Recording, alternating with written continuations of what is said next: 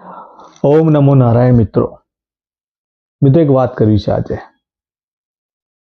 સનાતન ધર્મ એવું કહે છે કે દાન એ ફક્ત આપવું નહીં, પણ દાન એ જ ધર્મ છે. જ્યારે કોઈ ભૂખ્યાને આપણે દાન આપીએ છીએ ને એને અન્નદાન કહેવાય છે. જ્યારે કોઈ અશિક્ષિત વ્યક્તિને આપણે જ્યારે એને શિક્ષા માટે જે મદદ કરીએ છીએ એને વિદ્યાદાન કહેવાય છે.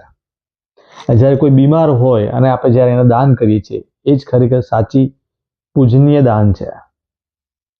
સનાતન સંસ્કૃતિ આપણે શીખવે છે વસુધૈકમ કુટુંબકમ. આ ધરતી એક પરિવાર છે અને પરિવારમાં દુઃખમાં આપણે ચૂપ કઈ રીતે રહી શકીએ? આ દુનિયાના દેશમાં ઘણા લોકો એવા છે કે ખૂબ પીડિત રીતે પીડાઈ રહ્યા છે. આજે જ એક એવું મારી સામે એક કિસ્સો આવ્યો. મારા એક મિત્ર છે જે પણ સોશિયલ મીડિયાની અંદર સારું એવું પરફોર્મન્સ કરીને લોકોને સુધીને દાન પહોંચાડે છે. એમાં થકી મારી પાસે પણ એક એવું પરિવાર આવ્યું કે જેના માટે અનાજની ખૂબ જરૂર હતી, રાશન કીટની ખૂબ જરૂર હતી. મિત્રો, થોડા દિવસ પહેલા મેં એક ફાઉન્ડેશનની HP ફાઉન્ડેશનની હીરો એપ ડાઉનલોડ કરેલી. જ્યારે મારા મિત્રે એવું કીધું કે આ જરૂરિયાતમંદને જરૂર છે રાશનના કીટની, ત્યારે મને એવું થયું કે આ એપ્લિકેશન તો મેં ડાઉનલોડ કરી છે, લાવો એ એપ્લિકેશન દ્વારા આપણે દાનની અપીલ તો કરીએ. તો મિત્રો, આજે મેં દાનની અપીલ કરી હતી એપ્લિકેશનના ઉપર. તો એક ખૂબ સરસ સેવાનો મને અનુભવ થયો. અનુભવ એવો થયો કે મેં એપ્લિકેશનમાં જેવું જ મેં દાન માટે અપીલ કરી અને એના 3 કલાકની અંદર એ દાન માટેનું જે રેશન કીટ જે હતું એ રેડી થઈને મારી સુધી પહોંચી ગયો.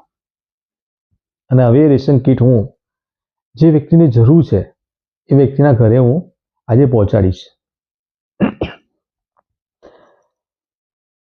દાન કરવાથી ધન ઓછું નથી થતું, પણ દાન કરવાથી ધર્મ વધે છે.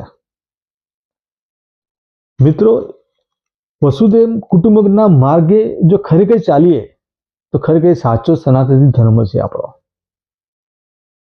આજે મને આ એપ્લિકેશનનો ખૂબ સારો અનુભવ થયો છે.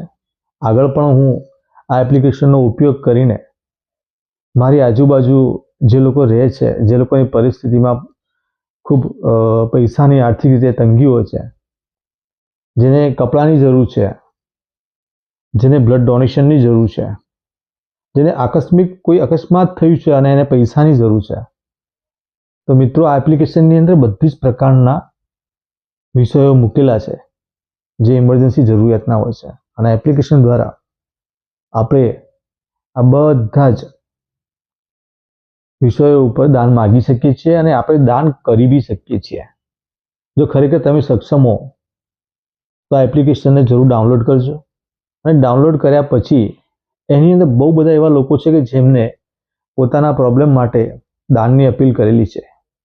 તો ત્યાં આજે જે રીતે એક દાદીને હું કરિયાણાની કીટ અપાઈ શક્યો છું, એ રીતના કદાચ તમે પણ તમારી આજુબાજુ યા તો તમારા પોતાના માટે મદદ માગી શકો છો અને એ મદદ ખૂબ જલ્દી તમારા સુધી પહોંચી જાય છે.